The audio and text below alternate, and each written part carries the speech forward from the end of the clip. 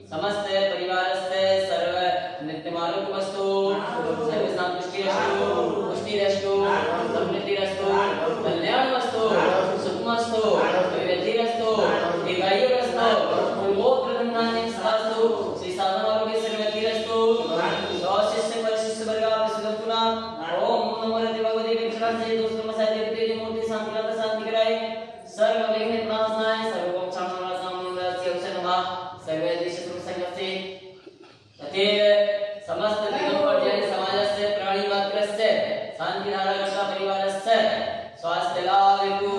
सर्व शांति गुरु दृष्टि पुष्टि बसठ स्वाहा सबूजिकानां प्रतिपादिकानां यतीन्द्र सामान्य तपोधना श्रीषष्टिराष्टस्य पुरस्य राज्ञ शान्ते भगवान्